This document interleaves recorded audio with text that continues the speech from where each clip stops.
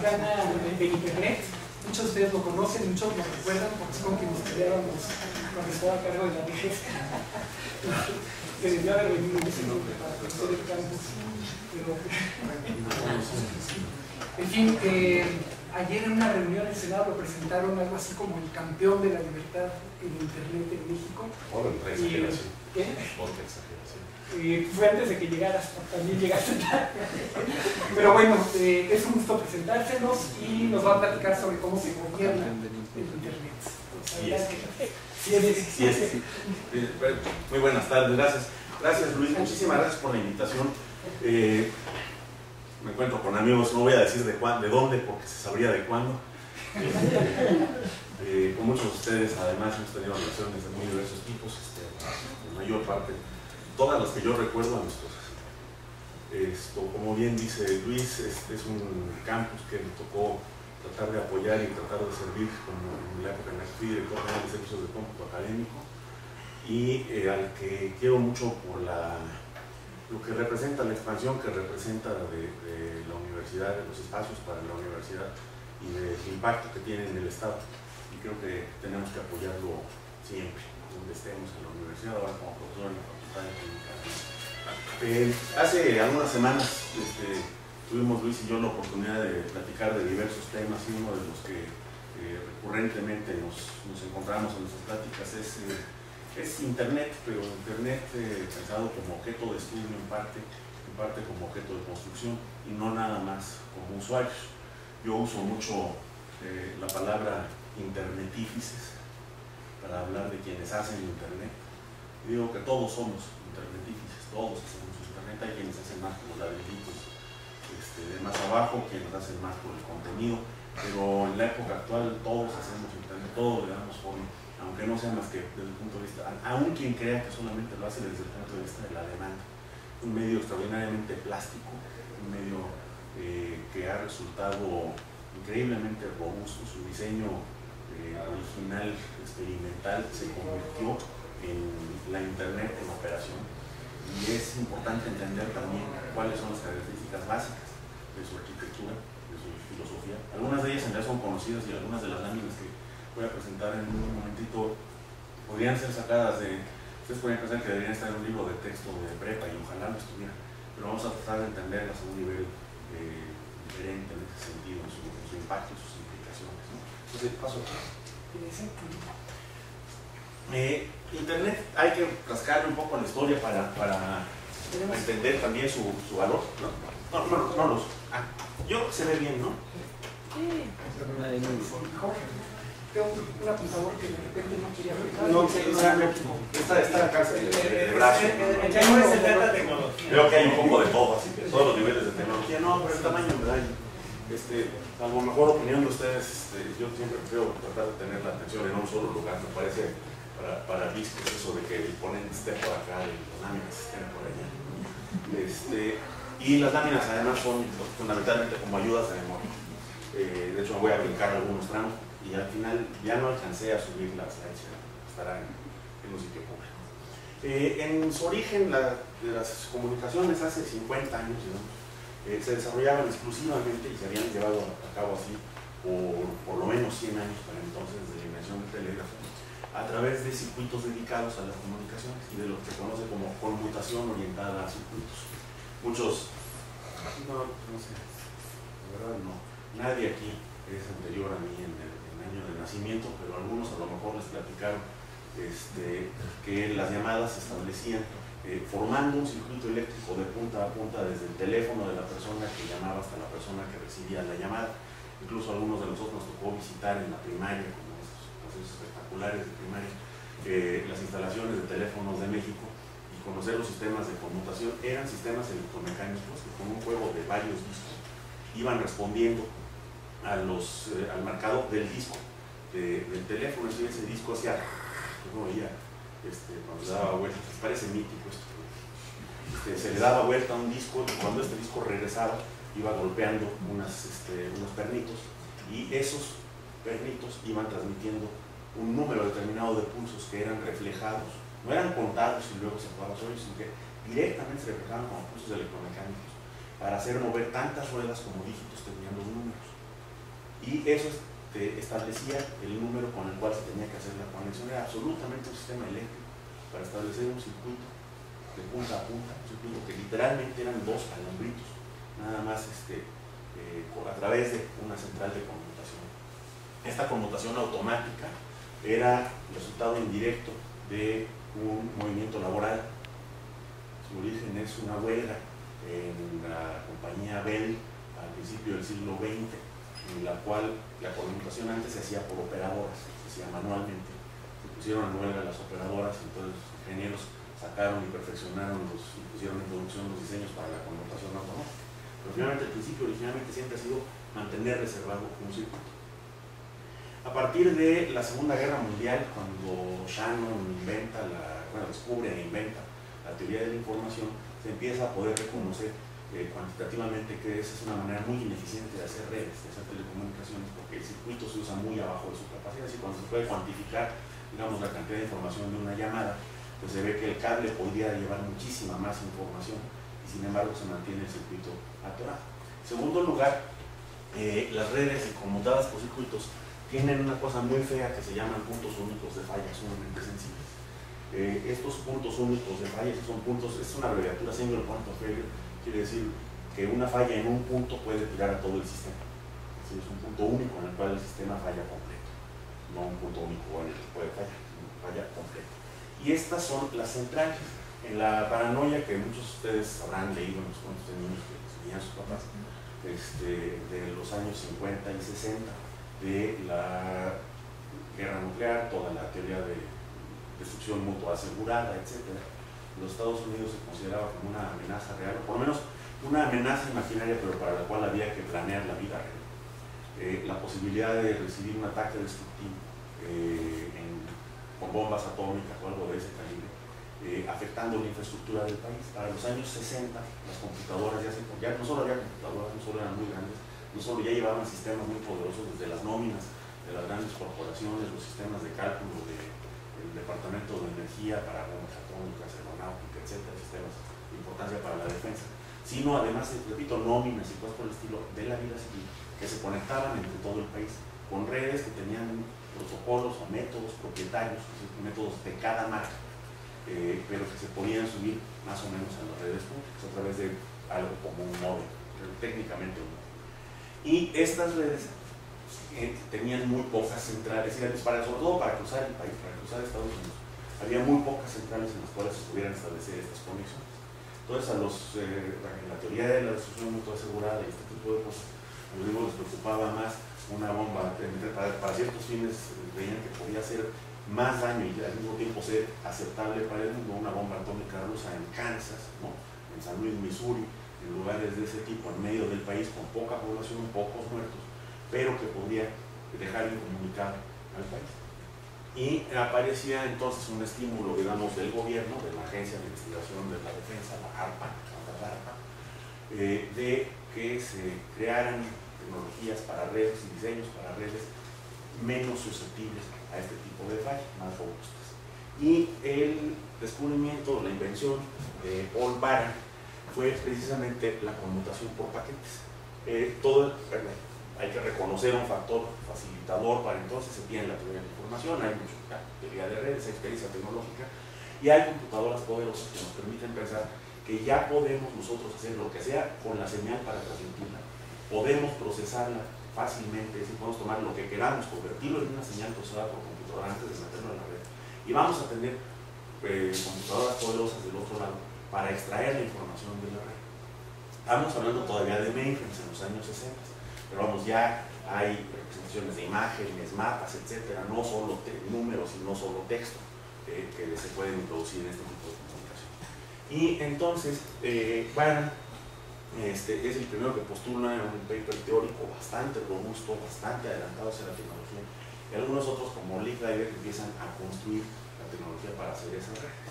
Estas redes son más robustas, más eficientes, y hasta ahí el diseño simplemente es el de paquetes. ¿En qué consiste el diseño de la computación por paquetes? Que en vez de dedicar un circuito todo el tiempo, sino de tener un circuito dedicado a la comunicación cerrado entre punta y punta e inaccesible, es decir, el recurso inutilizable para otros, lo que voy a hacer es tomar todas mis comunicaciones, meterlas en una especie de conmutador, lo que hoy llamamos un switch, y digitalizadas, las voy a dividir en paquetes, en lugar de requerir el circuito para estar pasando poquito a poquito los bits de cada uno, o los bytes, ya agrupando los bits.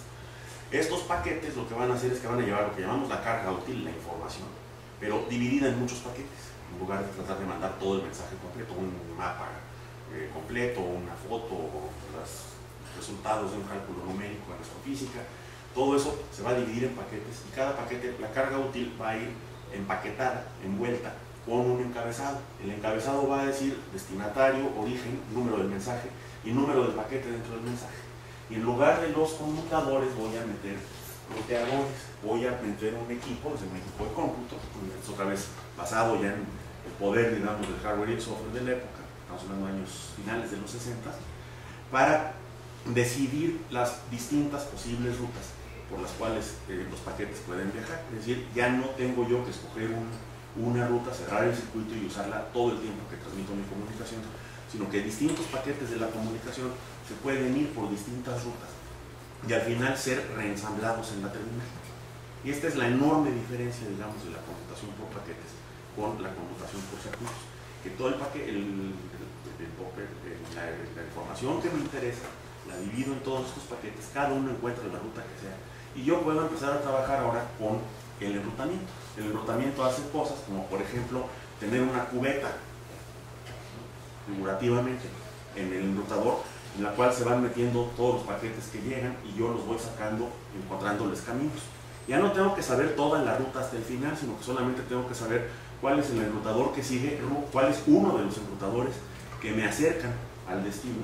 Y si me lo encuentro congestionado, pues guardo los paquetes que estoy tratando de enviar en la cubeta de nuevo hasta que los puedo pasar, o hasta que ya pasa tanto tiempo, hay congestión, enlaces rotos, etcétera, que corto la comunicación y le aviso al origen de la comunicación: oye, no pude pasar tu comunicación.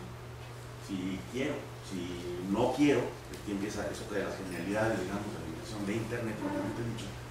Yo puedo tener comunicaciones en las cuales tengo este control de tránsito, conocemos hoy como TCP, protocolo de control de tránsito, o puedo no tenerlo, para lo cual utilizamos hoy un protocolo que se conoce como UDP.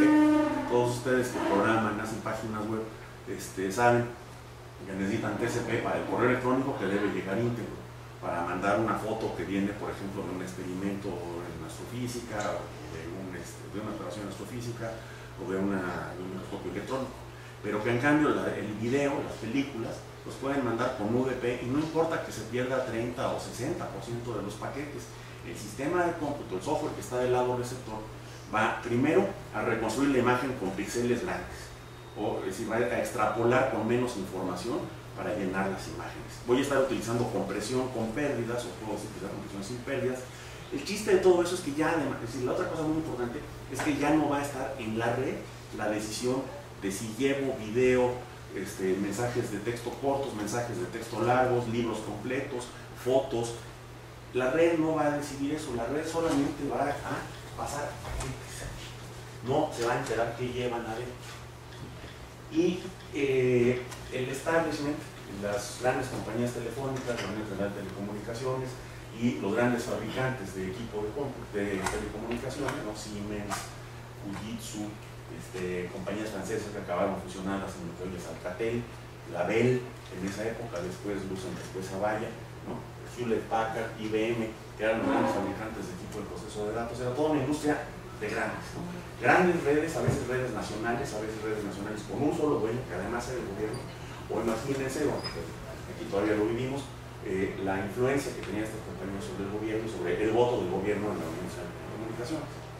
Y sus proveedores, pues tampoco le vendían cajitas de ese tamaño, o sea, un conmutador Ericsson, pues era un cuarto como por lo menos, lleno de equipo, porque era para una central telefónica. Entonces, para todos ellos, y acostumbrados a redes en las que era propiedad de la compañía, de la red, hasta el teléfono, hasta el aparato. Algunos de ustedes habrán visto en casas de sus abuelitas unas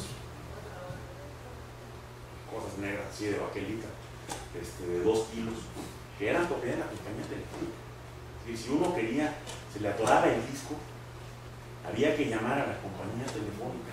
En los años 70 empezamos a ver veo caras que recuerdan con nostalgia cuando empezábamos a ver a la heroína de una película de espías o de romances o de suspenso en aeropuertos o cualquiera de esas de los 70s, cómo sonaba un teléfono que no sonaba ring, sino sonaba así con un ruido más electrónico, y estiraban la mano y en vez de agarrar una cosa con la que podían matar a alguien con su peso negra, ¿no?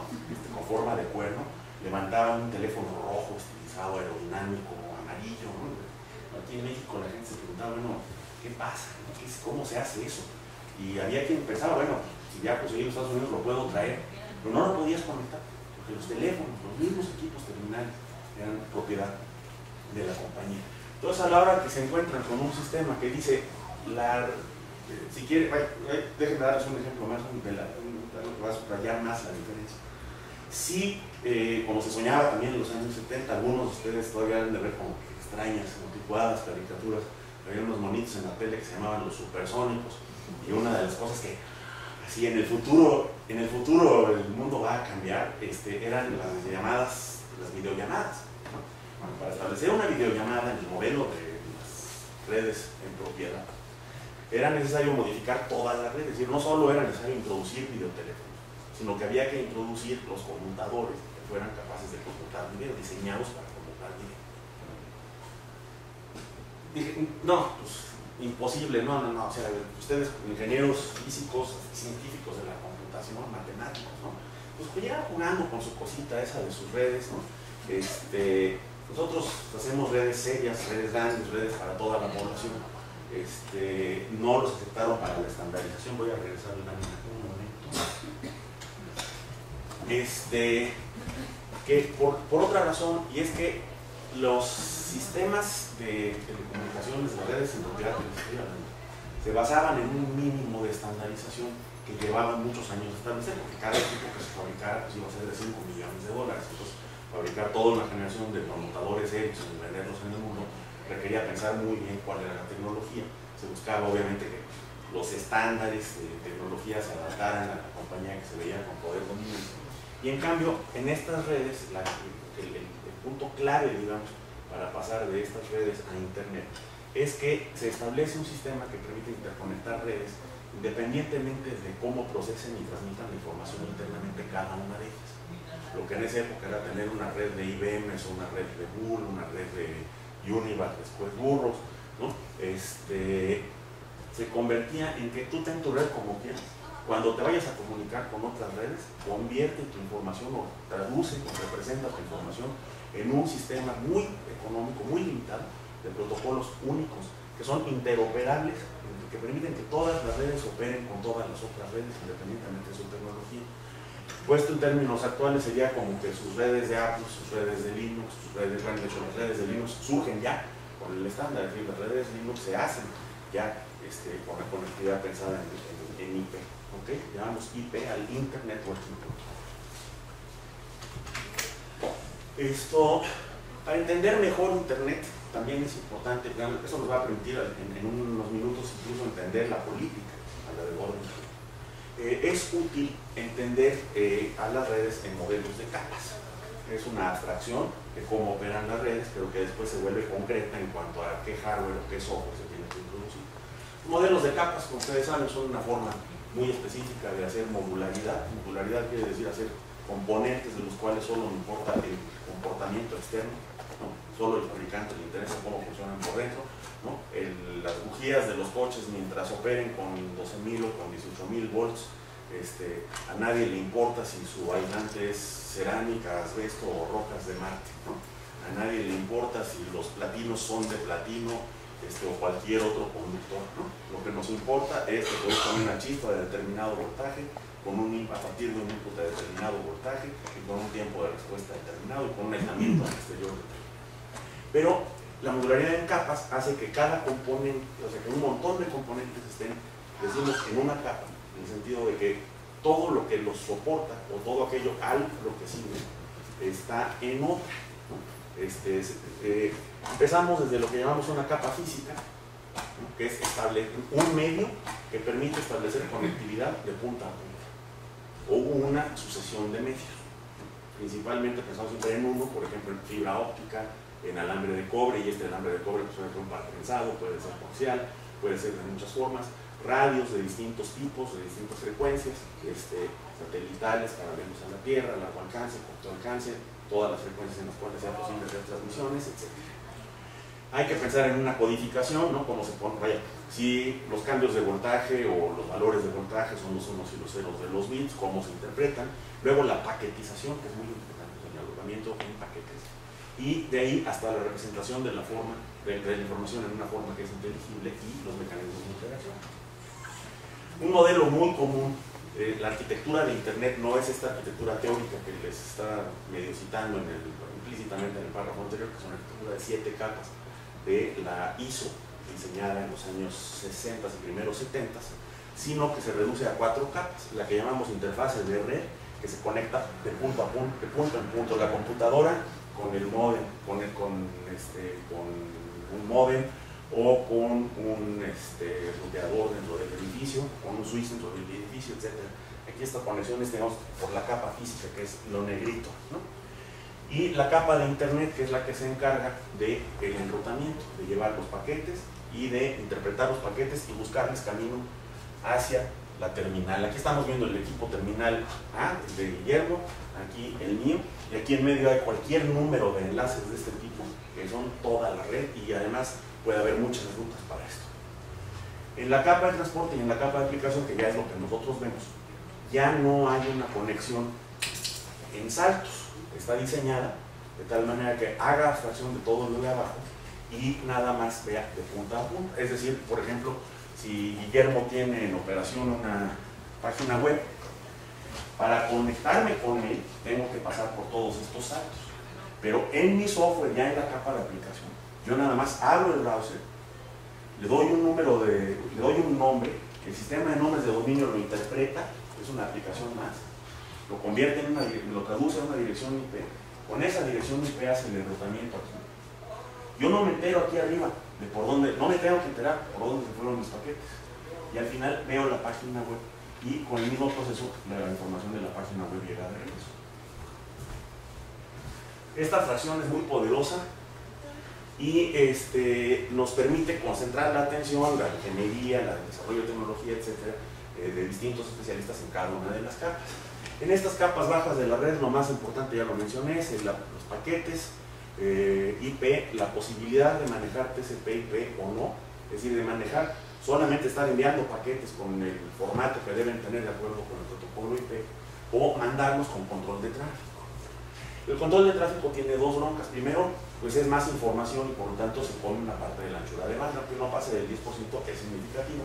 Y la otra es que implica comunicaciones más lentas, porque me tengo que estar esperando a que todas las cajas en el camino vayan avisando de regreso que la comunicación pasa. En 1973, Vinton Cerf y Robert Carr separaron el control de tráfico, rehicieron el protocolo IP, de tal manera que el control de tráfico fuera opcional. Y ahí es donde de veras empieza la explosión de Internet. Porque en ese momento es posible hacer aplicaciones de todo tipo.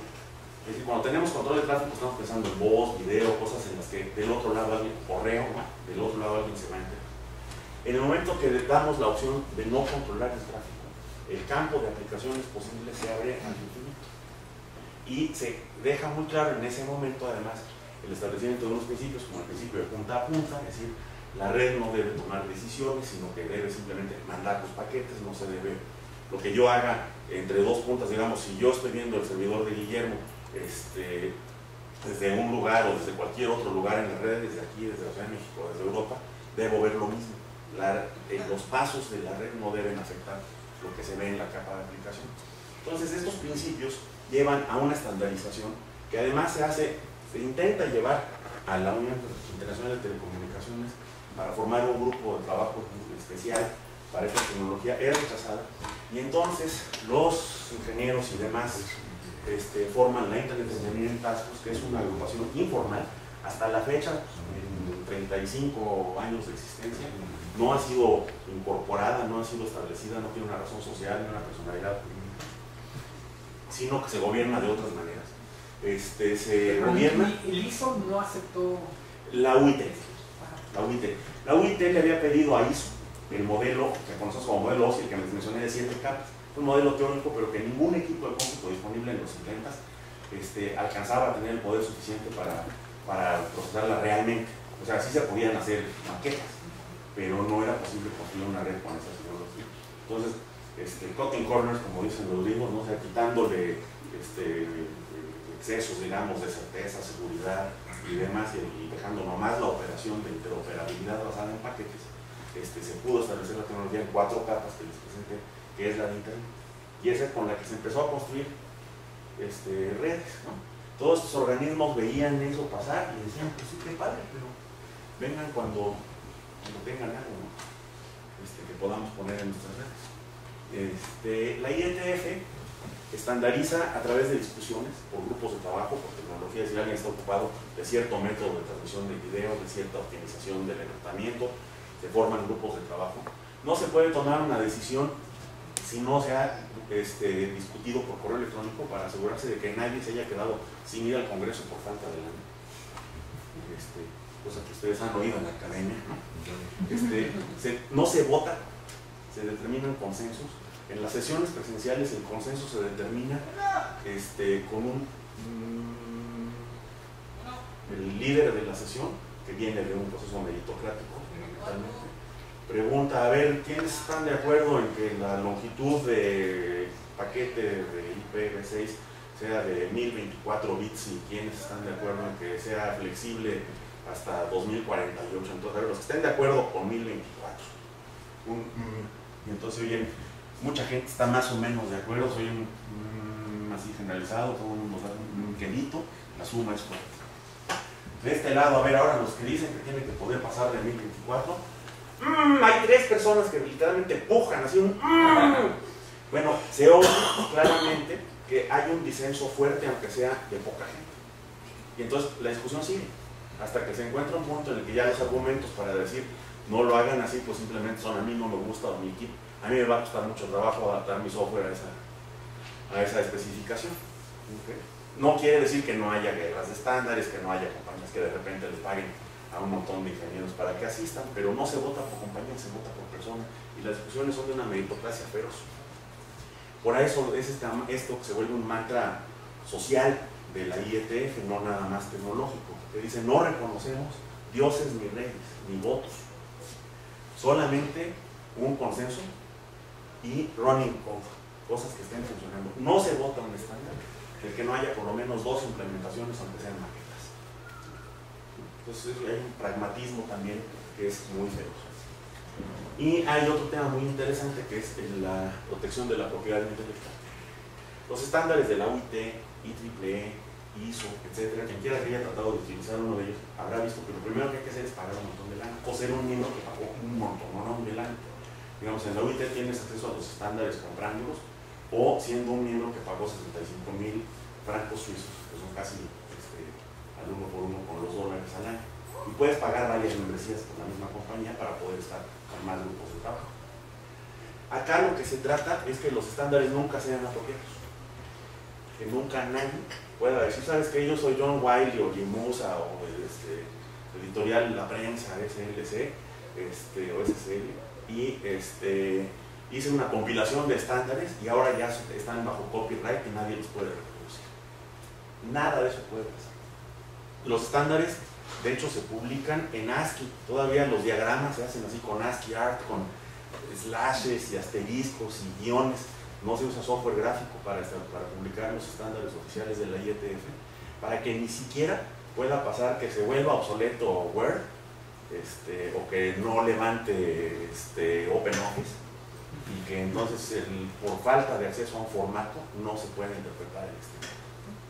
Estos asuntos tienen que ver, obviamente, empiezan siendo cosas simplemente de ingenieros tratando de trabajar. Ingenieros, quiero decir, físicos, matemáticos, ingenieros científicos de la computación y un montón de otra gente, tratando de asegurarse de que nadie les impida seguir experimentando y haciendo crecer su red, pero se acaban por reflejar en algunos principios sociales que están en la raíz de los conflictos alrededor de Internet. Principios básicos, ya los estoy mencionando: interoperabilidad, establecer los estándares por consenso, principio de punta a punta, cuya implicación actual lo conocemos como neutralidad de la red. El principio de punta a punta parece muy obvio cuando lo decimos a nivel de tecnología. Como les decía, la página web o el correo electrónico o lo que sea, cualquier recurso en la red al que yo acceda desde otro punto, se debe ver igual, independientemente del punto en el que yo me conecte. Es decir, las puntas deben ver unas a otras igual, independientemente de lo que hay en la red. Y hasta ahí pues suena como algo bastante obvio, muy bien, ingenieros sigan haciendo su trabajo, pueden pasar a segundo semestre.